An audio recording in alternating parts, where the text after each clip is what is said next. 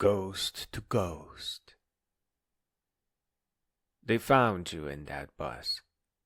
93 pounds of what was left after the potatoes and the squirrels ran out. And the papers called it tragedy. The television people shook their heads and said you were a fool. A privileged kid who didn't know which berries to eat. But I think you knew exactly what you were doing when you set fire to the cash and watched the faces of dead presidents curl into ash. You understood something that your father never would. That the whole bright California mess of it, the cars, the lies they called life, the clean shirts and quarterly reports was excrement. Dressed up in a suit. I'm writing this at 2 a.m. with a drink I probably shouldn't have, and the radio playing something about asses and Lamborghinis and being a bad something or other. And I think about you out there, in the Alaskan silence, where the only music was river water and wind through spruce. And I wonder who is the crazy one. You, eating seeds in a broken bus, or the 50 million people bobbing their heads to lyrics that teach them to be less than they are. The schools did a number on us, kid. They set us in rows and taught us to fill in bubbles with number 2 pencils and called it education. And the teachers who should have been setting fires in our minds were too tired from their second jobs to do anything but hand out worksheets and wait for the bell. They taught us to memorize, but never to think. To regurgitate, but never to question. And when we got our grades, we didn't know if we'd learned anything real, or just performed the right tricks for the right treats, like dogs in a circus we never asked to join. And your parents, I read about them. The secrets, the other family, the way money was supposed to fix everything, the way it never does. You saw through it, the way some of us see through it. The ones who grew up with holes in our shoes and holes in the stories they told us about working hard and getting ahead. The poor know something the rich don't. That the whole game is rigged. That the ladders lead to rooms full of more ladders. That somewhere along the way, we forgot what we were climbing toward. They want us stupid. I don't mean this as conspiracy. I mean it as commerce. A thinking man doesn't buy the truck he doesn't need. The beer that's killing his liver. The politicians who never missed a meal, telling him that poverty is a character flaw.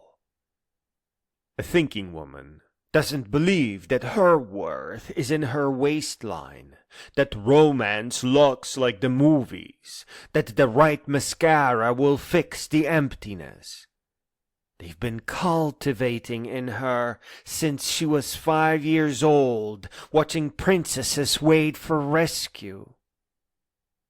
The songs, the commercials, the shows, they're not entertainment. They're instructions. Stay small, stay hungry, stay dumb. Buy this. I've known men who worked themselves into heart attacks at 52, who never read a book that wasn't assigned, who died with money in the bank and nothing in the soul. And everyone said they lived a good life. I've known women who raised children in fluorescent-lit cubicles, who came home too tired to think, who watched cooking shows instead of cooking, who watched travel shows instead of traveling, who lived through screens because the real thing had been priced out of reach. And nobody calls that tragedy. Nobody puts that on the evening news. You read Thoreau and London and Tolstoy.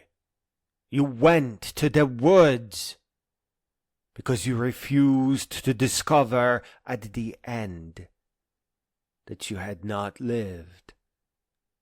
Some people say you were running away, but I think you were running toward what a human being is underneath the job title, toward what a morning feels like when no one is selling you anything, toward the terrifying, gorgeous question of what the hell we're doing here, and whether any of it means a damn thing. They say only certain people are capable of genius, that most of us are born to work and not to wonder. And that is the biggest lie they've ever told. Every child asks why, until we beat it out of them. Every kid draws and sings, until we grade it out of them. Every young mind reaches for the stars, until we schedule it out of them. With homework and tests and the long, slow lesson that curiosity is inefficient and dreams don't pay the rising rent. We are all born with fire. The schools are there to manage it. The jobs are there to harvest it. The songs are there to mock it. And by the time we're 30, most of us have forgotten we ever burned at all. But you remembered. You walked into the wild with a bag of rice and a rifle, and the whole crushing weight of everything fake finally off your shoulders. And yes, you made mistakes. Yes, the Stampede Trail swallowed you. Yes, the river rose and cut you off, and the body gave out before the spirit did. But God, kid, you lived. For 113 days, you lived more than most people do in 113 years of going through the motions. And now, they made movies about you, and people take selfies with the bus. And your story has become another product to consume between commercials for trucks and beer. But some of us know what you were really saying when you wrote that happiness is only real when shared. When you scribbled in the margins that you had lived a good life and died a happy man.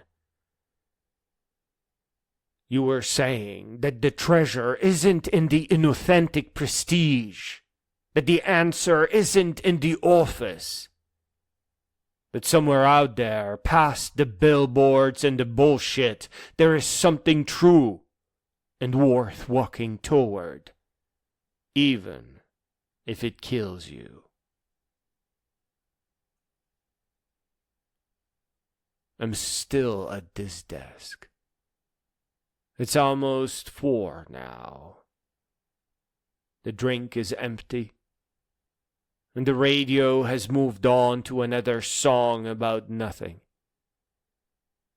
And outside my window, the city hums with people getting ready for jobs that they didn't choose, in lives they didn't design, running on fumes and coffee, and the vague promise that it will all make sense someday.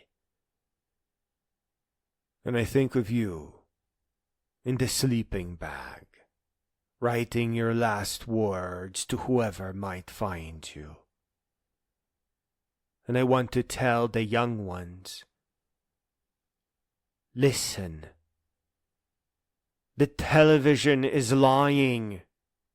The commercials are lying. The songs are lying. The schools are lying. The politicians are lying. And they've been lying so long, they don't even know anymore that the truth exists. But it does. It's out there. Past the noise, past the sales pitch, past the salaries, past the fluorescent lit prisons that they call opportunity.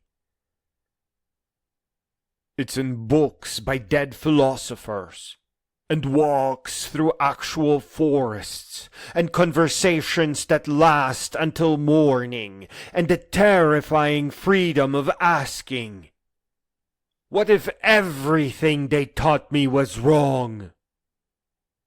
You beautiful fool. You didn't die searching for something that doesn't exist. In your holiness, you died proving that it does. That there is a self beneath the self that they manufactured for us. That there is a world beneath the world they're selling us.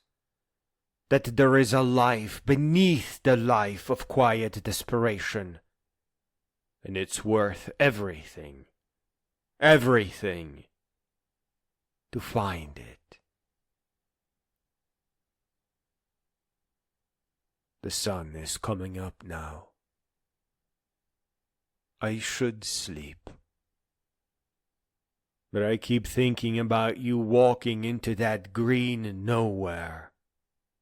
24 years old. Done with the lying. Finally, free. And I write this for you, and for every kid who looked around at the circus and knew in their bones that this couldn't be all there is. You're right. It isn't.